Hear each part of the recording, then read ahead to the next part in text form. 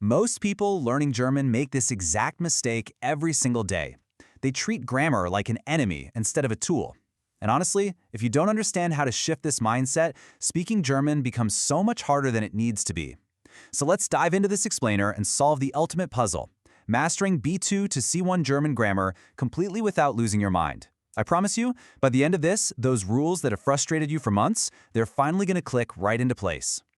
Look, if you've ever received one of those bureaucratic letters from a German authority filled with endless, confusing sentences, you are absolutely not alone. In our source material, a student named Layla shared her story.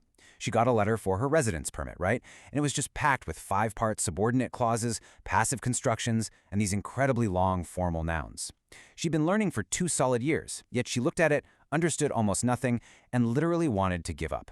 But the simple German rule we're about to cover, it can save you months of that exact frustration. Section 1. Essential Sentence Puzzle Pieces. So before we tackle the advanced stuff, we really have to realize that every single German sentence, no matter how intimidating or insanely long, is just a puzzle. You're simply assembling individual pieces. According to the Linkster Academy source, you only ever have to manage these 5 slots. That's literally it, a maximum of 5 parts. It all starts with a predicate, the verb. This is the absolute center of your sentence. Everything else is just built around it. Then you have the subject, which is kind of like the verb's best friend or partner. It's the person or thing actually doing the action. And once you lock in your verb and your subject, well, the objects, adverbials, and attributes simply slide right into place to give more detail. Did you already know this rule of 5? Because it simplifies everything. Moving on to Section 2. The passive voice, the lazy king. Now, the passive voice is absolutely everywhere in German news, science, and official reports. Yeah, exactly like Layla's dreaded immigration letter. But learners really overcomplicate it. We can use a super simple visual metaphor to demystify this whole thing. Instead of stressing over grammar formulas, I want you to just picture the subject of your sentence as der faule König, a lazy king, sitting on a throne. This king does absolutely zero active work. Things just happen around him. In the passive voice, the focus isn't on who is doing the work. The focus is entirely on the object that the action is happening to. You trigger this by using the verb werden alongside your past participle. Think of the word werden as this magic switch that instantly turns your sentence from active work into passive relaxation. And this brilliantly illustrates the difference. Look at the active voice for a second. The baker bakes a cake. Here, the baker is working hard, sweating in the kitchen. But now look at the passive version. A cake is baked. Suddenly, the cake is our lazy king. It's just sitting there on its throne while the action of baking miraculously takes place all around it. And here's a crazy fact. Did you know that in German, it's completely natural to just drop the baker entirely? You don't even need to say who did the baking. The cake is baked, period. How wild is that? All right, Section 3, relative clauses like Lego. Let's see how this builds into those famously long, interconnected German sentences. This next point, it basically changes everything if you've been struggling to sound fluent. To master relative clauses, the source from Amtsdeutsch suggests we need to stop thinking of them as complex grammatical hurdles. Instead, view words like der, die, or das as pure glue. They are just connectors. They take a simple noun in your main sentence and literally glue an entire descriptive sentence right onto it. So the absolute crucial point here is this Lego analogy. Think of your main sentence as a standard Lego brick. The relative pronoun is the literal plastic nub right on top of it. You just snap your new idea, your new Lego block, right onto that nub. And here is the golden rule when you make that snap. That plastic nub forcefully pushes the verb of the new block all the way to the very end of the sentence. Snap the block, push the verb to the end. Bam.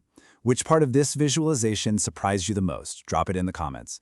Because honestly, once you see it as just snapping blocks together, those ridiculously long sentences don't look so scary anymore, do they? Section 4. The time travelers. Als, when, and wann. Okay, so expressing time is a massive struggle for intermediate learners, and it usually leads to a brutal battle between 3 tiny words, als, then, and wann.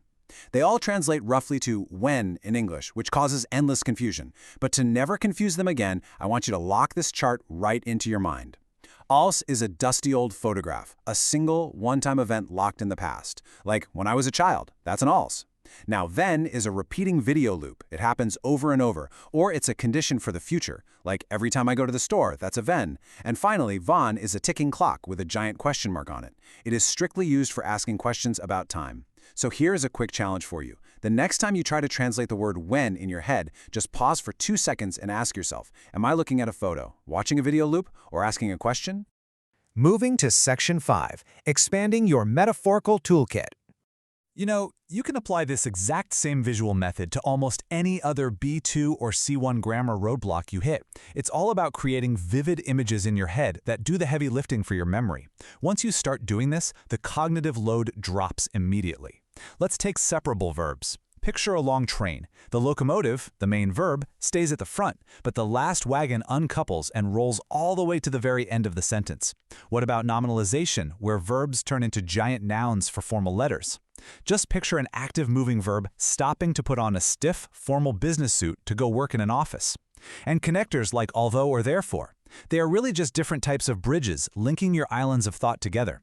Some are straight, some have ramps, and some are just forks in the road.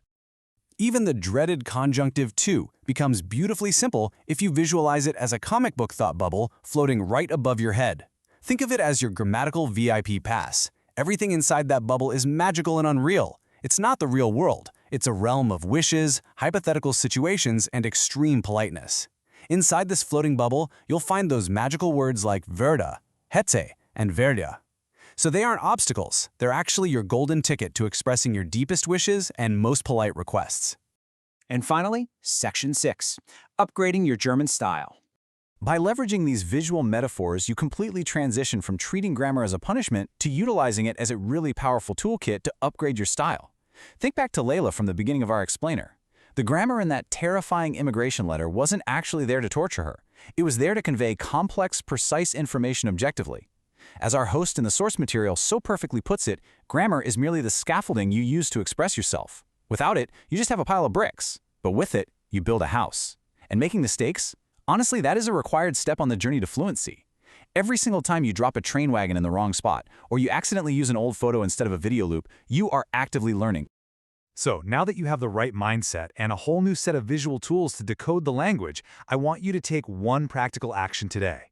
The next time you read a complex German sentence, please don't translate it word for word. Look for the puzzle pieces, find the lazy king, spot the Lego glue, and identify the time travelers. So tell me, what piece of the German puzzle are you going to snap into place next?